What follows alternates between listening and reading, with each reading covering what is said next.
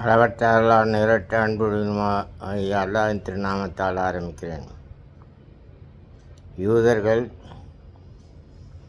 கிறிஸ்தவர்கள், முஸ்லீம்கள் 3 பேர் இப்ராஹிம் அலைஹிஸ்ஸலாத்துடைய வழித்தோன்றல்கள். எல்லாம் சர்ச்சா பெருத்தா மக்கா அவங்க அப்படி தான். அவர் இப்ராஹிம் 2 பெஜாதி இருந்தாங்க. ஒரு தாப்பனுடைய பிள்ளைகள் தான்.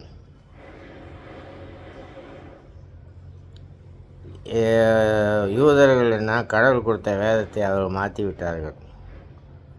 அதனால் அவர்கள் வளரவில்லை. வளர்ந்திருக்கிறது தப்பான புத்திகளில் தான் வளர்ந்திருக்கிறார்கள். அவர்கள் தங்களுக்குள்ளே தான் நன்மை செய்வார்கள். பொதுநல அமைப்பை அது நாடுவது இல்லாமல் செய்கிறார்கள்.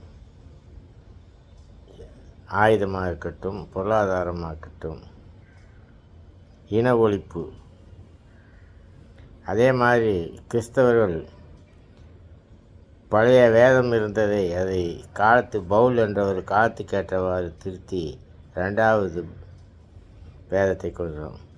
3வது முஸ்லீமாய குரான் எப்படி வந்ததோ அப்படியே இருக்கிறது. இது ஆதமனுடைய காலத்திலிருந்து ஓர் இறை கொள்கை மட்டும்.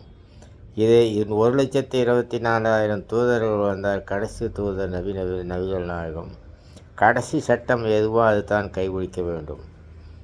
அதுக்கு முதல்ல உள்ள சட்டங்கள்லாம் எப்படி கவர்மெண்ட்டை கடைபிடிப்பது இல்லையோ, அதனால் அந்த சட்டத்தின் பிரகாரம் நாம் முஸ்லீம்கள் பிடித்து நபிகள் நாயகத்தை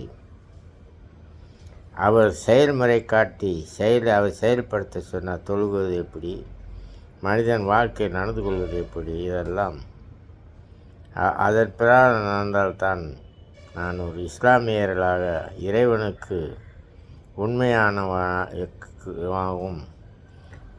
ஆயிஷா ரலியல்லாஹு கேட்டார்கள், நபி எப்படி வாழ்ந்தார் குரானை போல். அதை கொண்டு உங்கள் புரிந்து கொள்ளுங்கள்.